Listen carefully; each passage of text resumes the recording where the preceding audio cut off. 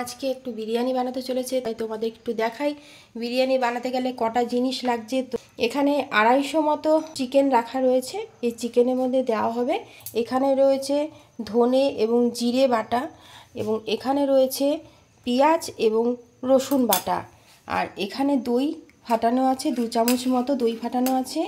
এখানে বিরিয়ানি মশলা, এটা হচ্ছে লাল মির্চ বা সিমলা মির্চ যেটাকে বলা হয়, আর এটা হচ্ছে ভিনিগার, এটা আদা বাটা, আর ওটা হচ্ছে সর্ষের তেল। এবার কোনটা কি পরিমাণে দিচ্ছে তোমাদের বলে দিই। এখানে জিরে এবং ধনে বাটা রয়েছে, তো এখান থেকে 1 চামচ এখানে দিয়ে দেওয়া হবে জিরে এবং ধনে বাটা। এই 1 চামচ এখানে দিয়ে দেওয়া হলো।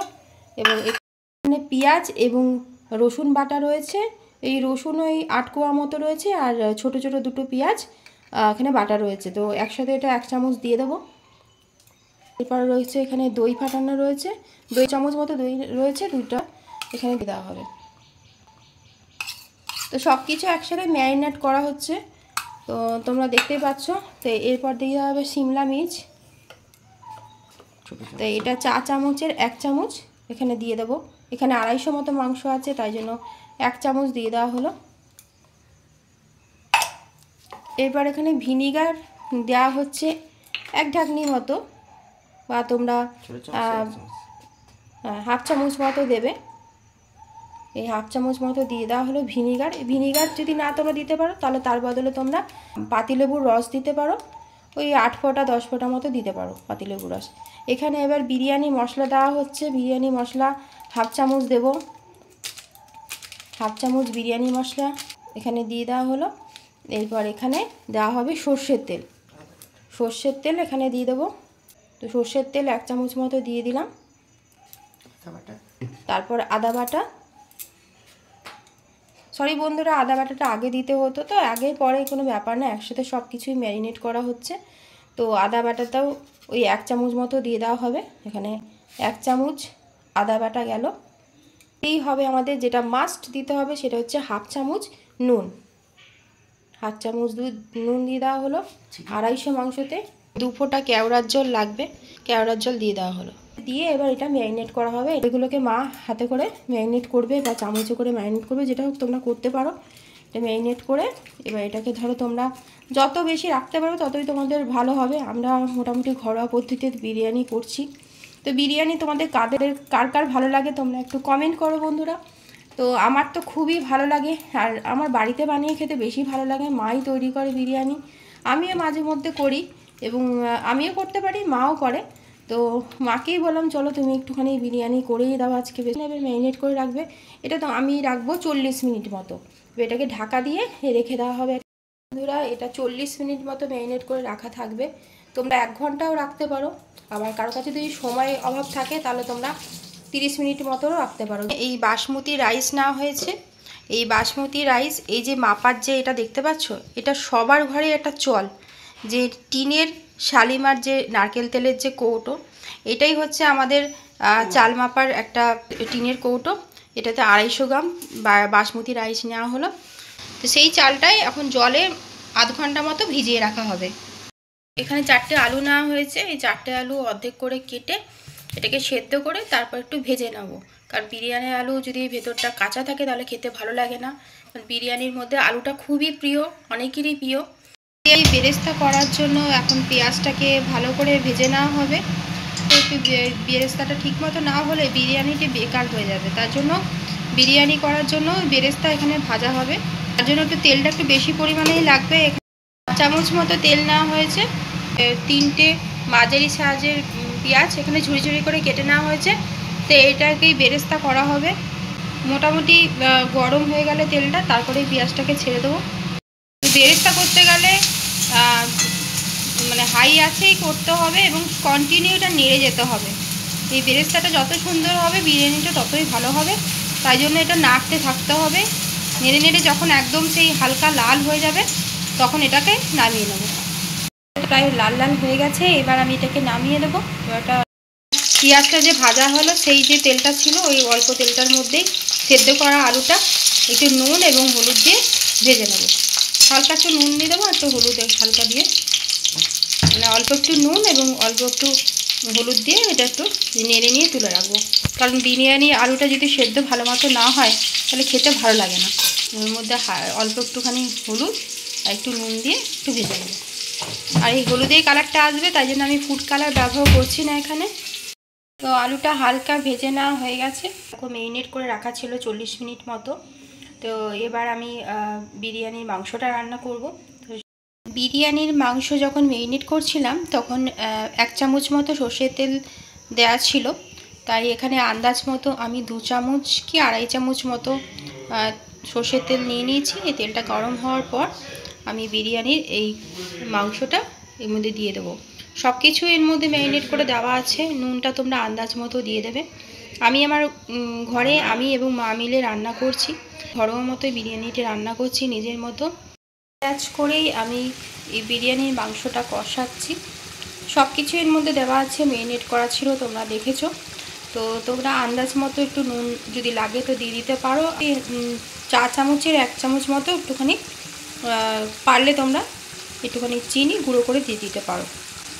আমি অনেক সময় চিনি দিও না, তো তোমাদের যদি মনে হয় তো তোমরা একটু ওই 4 চামচের 1 চামচ একটু গুঁড়ো করা চিনি এর মধ্যে দিয়ে দিতে পারো। আর তোমরা দেখছো বন্ধুরা এই মাংস থেকে অনেকটাই জল ছেড়ে গেছে, অনেকটাই। তো 80% মতো মাংসটা আমি কষিয়ে নেব, বাকিটা বিরিয়ানি দমের সাথে সেদ্ধ হয়ে যাবে। এবার বিরিয়ানি চাটা সেদ্ধ করা হবে, তার জন্য জল ফুটছে। জলটা যখন ফুটবে তো তখন তোমরা অর্ধেক পাতিলেবুর রস দেবে, 1 চামচ মতো তোমরা সাদা তেল দেবে। সাদা তেলের পরিবর্তে তোমরা ঘিও ব্যবহার করতে পারো, 1 চামচ মতো ঘি দিতে পারো। এবং এখানে বিরিয়ানি করার জন্য যে গোটা মশলাগুলো ব্যবহার করা হয়, দুটো এলাচ এবং 6-7টা মতো লবঙ্গ, আর এখানে রয়েছে তোমার সাই জিরে। তো সাই জিরে এবং এখানে হচ্ছে জয়িত্রী, এইগুলো এই ফুটন্ত জলের মধ্যে দিয়ে দেবো। জলের মধ্যে এই মশলাগুলো সব দিয়ে দেবো। দিয়ে দিল মা। এরপর এটা আবার যখন একটু ফুটবে তারপরে ওই চালটা দিয়ে দেওয়া হবে। 1 ঘন্টা মতো এই চালটা ভিজিয়ে রাখা ছিল, বাসমতি রাইসটা তোমাদের দেখিয়েছিলাম। এই চালটা এবার জল ঝেড়ে নিয়ে এই ফুটন্ত জলের মধ্যে দিয়ে দেওয়া হবে। দেখালাম যে জলটা যখন ফুটছিল তখন অর্ধেক পাতিলেবুর রস দেওয়া হয়েছে এবং 1 চামচ মতো সাদা তেল মা দিয়ে দিয়েছে। তারপর এই যে বিরিয়ানির যে গোটা মশলাগুলো ব্যবহার করা হয় সেই গোটা মশলাগুলো এখানে দেওয়া হয়েছে। তো তোমরা দোকানে গিয়ে বলতে পারো যে বিরিয়ানি করার জন্য যে গোটা মশলা বললেই তোমাদেরকে দিয়ে দেবে। তো আরেকটা কথা, জলটা যখন ফুটবে তখন তোমরা আন্দাজ মতো নুন দিয়ে দেবে, কারণ এই নুনের উপরই ডিপেন্ড করবে পুরো বিরিয়ানিটা। তো মাংসতে তো নুন দেওয়া আছেই, তা সত্ত্বেও ওই জলের যে নুনটা থাকবে ভাতের সঙ্গে টানবে, সেই নুনটাই হচ্ছে মেন বিরিয়ানির নুন থাকবে। নুনটা যদি কম হয় তাহলে তোমরা কিন্তু ভাতের সঙ্গেও লেয়ারে নুনটা দিয়ে দিতে পারো। তোমরা বিরিয়ানির চালটা 80% সেদ্ধ হয়ে গেছে। এবার লেয়ার করব। লেয়ার করার জন্য দেখো মা ঘি দিচ্ছে হাঁড়িতে। এই ঘিটা 4-5টা বুলিয়ে নেওয়া হবে যাতে ভাতটা না লেগে যায়, তার জন্য 4-5টা বুলিয়ে দেবে। এবার লেয়ার করা হচ্ছে। প্রথমে ঘিটা বুলিয়ে দিলাম, 4-5টাতে মা বুলিয়ে দিয়েছে। তারপর 3-4টে তেজপাতা ফেলে দেবো, কারণ যদি চাল দেওয়া হয় লেগে যাবে, তার জন্য এখানে 2টো আলু দেওয়া হলো। এবার 2 পিস মাংস এখানে দিয়ে দেওয়া হচ্ছে, 2 পিস মাংস তলায় দিয়ে দেওয়া হচ্ছে। এভাবে লেয়ারটা করা হবে। এরপর এর উপরে চাল দেওয়া হবে। এর মধ্যে অল্প পরিমাণে ঘি উপরটাতে দিয়ে দিল। তার সঙ্গে দেওয়া হচ্ছে বেরেস্তা, বেরেস্তাটার উপরে দিয়ে দেওয়া হচ্ছে। এরপর এখানে 1 ফোঁটা মতো কেওড়ার জল দিয়ে দেবো। তো কেওড়ার জল দিয়ে দিলাম। এবার দেওয়া হচ্ছে বিরিয়ানি মশলা, সানরাইজের বিরিয়ানি মশলা। এভাবে লেয়ারটা করা হবে। তো তোমাদেরকে একটা কথা বলে দিই বন্ধুরা, এখানে আতর এবং গোলাপ জল মা ব্যবহার করছে না, কারণ গোলাপ জলটা দিলে খুবই আমার গা গোলায়, ওর জন্য গোলাপ জলটা দেওয়া হচ্ছে না। আর যদি মনে করো যে 3-4টে লেয়ার হচ্ছে, 2টো লেয়ারে তোমরা অল্প করে গোলাপ জল দিতে পারো। তো 3-4 ফোঁটা মতো গোলাপ জল দিতে পারো এবং আতর 2 ফোঁটা মতো দিতে পারো। লেয়ারটার উপরেই একটা আলু দিয়ে দেওয়া হলো। এইভাবে লেয়ার করা হবে। মাংসে একটু ঝোল দিয়ে দিলাম। ফুড কালার মা দিচ্ছে না, কারণ ফুড কালার শরীরের পক্ষে খুবই ক্ষতি। এবং আলু আবার দিয়ে দেওয়া হলো, আবার চাল দিয়ে দেওয়া হচ্ছে। এইভাবে যটা লেয়ার তোমাদের পক্ষে সম্ভব করা তোমরা করবে। তো ননস্টিকের প্যানটা এই 5 মিনিট হাই আছে এখানে বসানো হবে। তা হাই আছে যখন গরম হয়ে যাবে তখন এই বিরিয়ানির হাঁড়িটা এর উপরে চাপিয়ে দেবো। 10 মিনিট মতো তোমার হাই আছে থাকবে, এটাকে পুরোটা ঢেকে দেওয়া হবে। হাই আছে ননস্টিকের প্যানটা বসিয়ে দিয়েছে, এবার এটা 5 মিনিট ভালো গরম হবে, তারপরে দমে দিয়ে দেবো। 10 মিনিট মতো হাই আছে এটা থাকবে, এটাকে গরম করে নিয়েছিলাম 5 মিনিট। 25 মিনিট কি আধ ঘন্টা মতো এটাকে করতে হবে, তার মাঝখানে মাঝখানে একটু ঝাঁকিয়ে নেব। এখানে আটা দিয়েও মুখটা সিল করে দেওয়া যায় যাতে বাষ্পটা না বেরিয়ে যায়, তো এখানে আটা দিয়ে আর সিল করা হলো না, যেহেতু সাদামাটা ঘরেই তৈরি করা হচ্ছে। মা এইভাবেই করে, নোড়াটার উপরে চাপিয়ে দেয়। নোড়াটার উপরে চাপিয়ে দিলে পরে কি হয় যে বাষ্পটা বাইরে বেরোয় না। তো এইভাবেই হাই আছে 10 মিনিট মতো রাখা হবে। এবার 10 মিনিট মতো রাখার পর তারপরে এটাকে লো করে দেওয়া হবে। লো আছে 25 থেকে 30 মিনিট রাখা হবে, আর তার মাঝখানে মাঝখানে বিরিয়ানির হাঁড়িটাকে একটু ঝাঁকানো হবে যাতে তলাটা না লেগে যায়। হলো এবার, বা ননস্টিকের প্যানটাকে এবার সরিয়ে দেওয়া হলো। 15-20 মিনিট ননস্টিকের প্যানটা হাঁড়ির তলায় দেওয়া ছিল, এবার সরিয়ে নেওয়া হলো ওটাকে। 25 মিনিট হয়ে গেছে, তাই ননস্টিকের প্যানটাকে তলা থেকে সরিয়ে দেওয়া হলো এবং লো আছে এইভাবে কিছুক্ষণ হবে, আরও 5 মিনিট হবে। আর 5 মিনিট পর ঝাঁকিয়ে নিয়ে দেখে নিতে হবে যে চালটা হয়ে গেছে কি না, তারপরেই হয়ে যাবে বিরিয়ানি। তৈরি হয়ে গেছে। এবার এই বিরিয়ানিটা আমার থালাতে পরিবেশন করা হবে। পরিবেশন করা হয়ে গেল, দেখো বেশ ঝরঝরে চালটা হয়েছে। বিরিয়ানির সাথে স্যালাডও রয়েছে। তো তোমাদের একটা কথা আমি বলতে ভুলে গেছি, যেহেতু আমি ডিম খাই না তার জন্য ওখানে ডিম দেওয়া হয়নি, শুধু আলু আর চিকেন দিয়ে করা হয়েছে। তোমরা যারা ডিম খেতে চাও তাহলে ডিমটা সেদ্ধ করে নিয়ে যেরকম লেয়ারে দেওয়া হয়েছিল সেরকম লেয়ারে তোমরা দিতে পারো। তো এবার আমি আর লোভ সামলাতে পারছি না, এবার খেতে বসে পড়ি।